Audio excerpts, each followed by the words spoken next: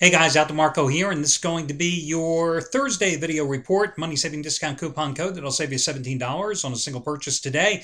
Plus, free pick coming up as I break down the game 2 tonight in the playoffs between the Spurs and the Clippers. Let's talk about who's hot and who's not. The who's hot, well, that's going to be a very short dissertation because only thing that I can think of last night, well, actually two handicappers that actually won decisively last night, and they were Chuck O'Brien and Chris Jordan. Chuck O'Brien bucked the trends last night and went the other way. Just about everybody and their brother on Philadelphia last night, not Chuck.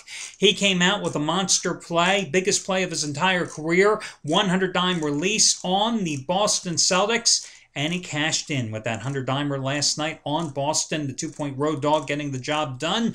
So congratulations to Chuck O'Brien. The other guy, Chris Jordan, continues his red-hot run, guys, and it's all been in baseball as he did it again last night, and he scored winning day number 13 out of 15, and today he goes for winning day number 14 out of 16,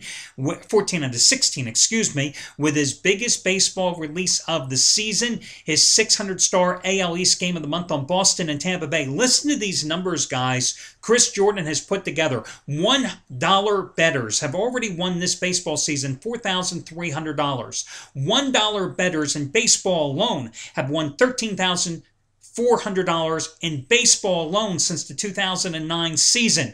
He is also the number one winningest handicapper at this site dating back to 2006, making bettors in all sports combined over $21,000. Hell, in all sports combined the past 2 weeks, they've made $3,800. The past 2 months, they've made $6,000, no matter the sport. So, definitely a red-hot handicapper. Congratulations to him.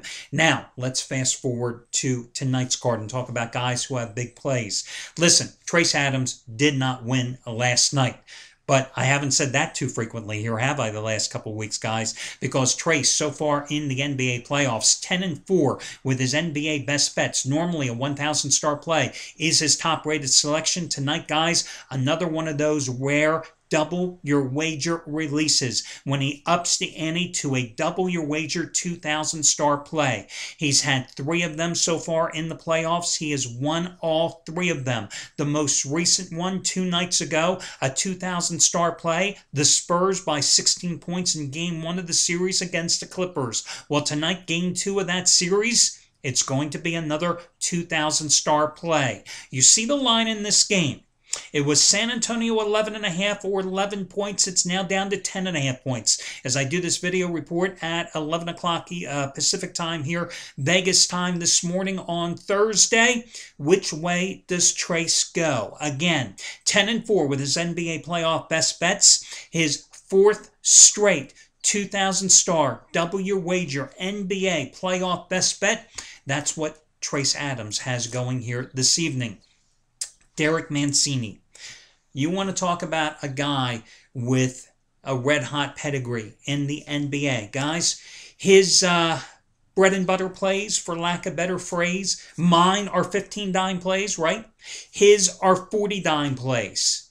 He has won 14 out of 16 this season with the 40-dime plays. Not monthly, not weekly. For the season, 40-dime plays. 14 out of 16. Now, you may recall this past Sunday, he had his biggest play of the entire season, and it was a 60-dime play. It was Miami in game number 1 of the Indiana-Miami series. He cashed in with the Heat. Prior to that, the 40-dime plays were his biggest plays. Well, tonight, he's got 40-dime NBA winner number 15 out of 17. And it's game number 3 of the Miami-Indiana series. Does he ride the Miami Heat again as they look to reclaim home court advantage in the series after losing game number 2? Or does he ride Indiana at home in game number 3 tonight? Again, 40-dime plays prior to hitting his first ever 60-dime play. Actually, it was of his entire career. He had never had a play bigger than the 40-dime releases, of which he is 14-2 this season. And FYI, these 40-dime plays, these are the same plays, and in college basketball, 18-6 this year. That's how good these plays are. So, 18-6 in college basketball, looking for number 15 out of 17 in the NBA. That's what Derek Mancini has going this evening. His last 71 plays over the past 3.5 months have made a $10 better, $5,550. $5,550. And guy, give me 1 second. Let's see here. I am just kind of curious. I have a 15 dime play as well on Miami and Indiana here this evening. And, you know, these are my maximum wager plays. The same plays that I'm 30-16 in the NBA the past 3 years. Same plays I'm 47-32 in the NFL the past 4 years. And it's on Miami and Indiana as well. And I'm just kind of curious, guys. And you just have to bear with me for 1 second. If this was easy, I'd be doing it instantly. I am just curious to see who the hell Derek is on. Derek and I are on the exact same side. Now, I don't know if that's good or bad, but considering, well, I don't know. He's won 14 out of 16, and I just gave you my record over the past 3 years with those plays. So there you go. Derek and I are on the exact same side of the Indiana-Miami game this evening. God, I hope we're both right. Otherwise, you know, if we lose this game, I will get an instant message from Derek afterwards, because he watches the videos every day, and he'll say that, you know, if we lose tonight, I jinxed him, I cursed him. Screw him. I think it's the right side of the game tonight anyway. So that's what's going on here this evening. Just looking, nobody else really has anything big going here tonight. Yeah. So that'll do it. Let's get to the money saving discount coupon code today. In honor of just about nobody. Wow, did you see Donna Summer died? Age 63. I was just looking here at the internet as it was popping on the screen here. Donna Summer. God, 63 years old. Jeez. Sad. Anyway, 17 Disaster. 17 Disaster will be your money-saving discount coupon code. That'll save you $17 off a single purchase today. Where did disaster come from? Because just about everybody lost last night. And what about the Lakers game? I mean, Jesus Christ. My God, Thunder reeling off the last 9 points of that game to get the straight-up win after it looked like, hey, the Lakers were not only going to get the road win, but not that series at a game apiece. 17 Disaster, 17 D-I-S-A-S-T-E-R, 17 Disaster, 17 D-I-S-A-S-T-E-R, no space between 17 or the word disaster. Again, 17 D-I-S-A-S-T-E-R, put it all together, and that'll save you $17 off a single purchase today. Now, let's get to your free pick for this contest here between San Antonio and the LA Clippers tonight. I'm kind of interested in how this line was 11.5 points yesterday and 11 earlier this morning. And again, it's 11 o'clock here Vegas time, and this game is a solid 10.5. Did you watch game number 1? I was kind of surprised at how loose the Spurs played defensively in the first quarter in that game, and how the Clippers and the Spurs, especially San Antonio, was more than willing to trade points with the Clippers in the first quarter in that game. Naturally, that's what propelled that game to go over the total. Now, eventually, it pretty much played out the way I thought. And the way I thought in that contest, because I had a 5-dime play on San Antonio in that game, was that eventually the pace of the game was going to take its toll on a tired Clippers team. And also, I thought the pace of the game would eventually take its toll on Blake Griffin's knee and Chris Paul's hip.